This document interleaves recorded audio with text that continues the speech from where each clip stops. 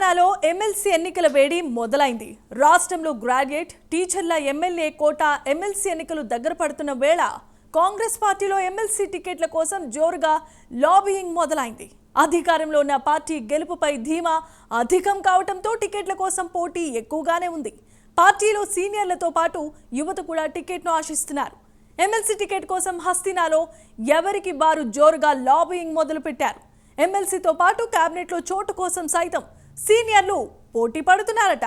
ఇందుకీ MLC ఎన్నికల్లో ticket ఆశిస్తున్న ఆ నేతలెవరు? ఎవరికి టికెట్ దక్కే అవకాశం ఉంది? What's the story?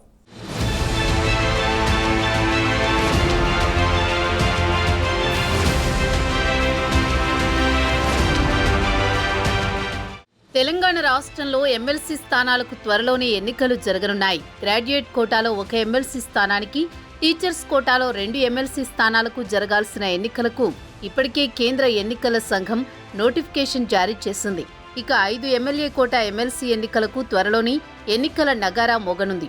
దీంతో కాంగ్రెస్లో టికెట్ ఆశించిన అభ్యర్థులు నామినేషన్లు వేయడానికి లాబియింగ్ మొదలుపెట్టారు. అయితే కాంగ్రెస్ పార్టీలో ఎమ్మెల్సీ టికెట్ల కోసం పోటీ అధికంగా ఉన్నట్లు తెలుస్తోంది. పార్టీ అధికారంలో ఉండడంతో గెలుపు మనదే అన్న ధీమాతో నేతలు ఉన్నారు. ఎమ్మెల్సీ ఎన్నికల్లో హస్తం పార్టీ గెలుపు ఖాయమంటున్నారు నేతలు. గెలుపుతో తమకు మంచి భవిష్యత్తు ఉంటుందని, అందుకే ఎలాగైనా టికెట్ తెచ్చుకోవాలని తమ వంతు ప్రయత్నాలు చేస్తున్నారట.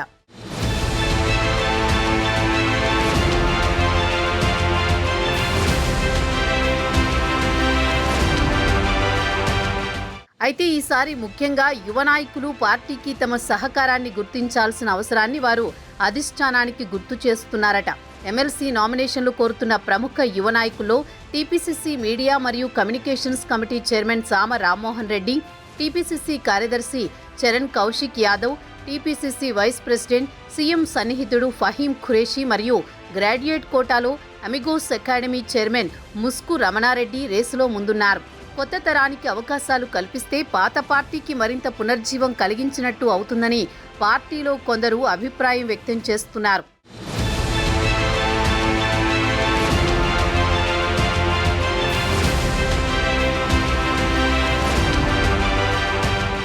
ఇదిలా ఉంటే మరోవైపు పార్టీలోని సీనియర్లు సైతం ఎమ్మెల్యే కోటా ఎమ్మెల్సీ కోసం తీవ్ర ప్రయత్నాలు చేస్తున్నారట. త్వరలోనే ప్రభుత్వం మంత్రివర్గాన్ని విస్తరించే అవకాశం ఉండడంతో ఎమ్మెల్యే కోటాలో పార్టీ సీనియర్ నేత ఎమ్మెల్సీ టి జీవన్ రెడ్డి కూడా ఉన్నారు. జీవన్ రెడ్డి ఎమ్మెల్యేల కోటా ద్వారా రెండోసారి ఎమ్మెల్సీ కోరుతున్నట్టు సమాచారం. అలాగే హైదరాబాద్ నుండి మాజీ MP working president Anjan Kumar Yadav, party working president Jagga Reddy, senior నాయకుడు మాజీ మంత్రి సూర్యాపేట ఆర్ దామోదర్ రెడ్డి మరియు మాజీ మంత్రి మైనార్టీ కోటాలో మహమ్మద్ షబ్బీర్ అలీ ఆశిస్తున్నట్టు సమాచారం.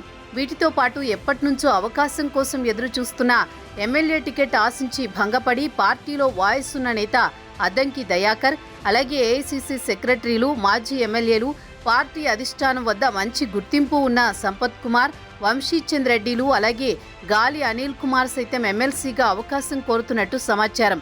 వీరిలో ఇప్పటికే ఒకరి పేరు ఖరారైనట్లు తెలుస్తోంది. ఇక టీచర్ల ఎన్నికల్లో పార్టీ యూనియన్ అభ్యర్థులకి మద్దతు ఇవ్వనున్నట్లు సంకేతాలు వెలువడుతున్నాయి. గ్రాడ్యుయేట్ ఎన్నికల్లో ఆల్ఫోర్స్ విద్యాసంస్థల చైర్మన్ వి నరేందర్ రెడ్డి, మాజీ డీఎస్పీ మదనం గంగాధర్, ప్రసన్న హరికృష్ణ, వెలిసాల రాజేందర్ ఆశిస్తున్నారు.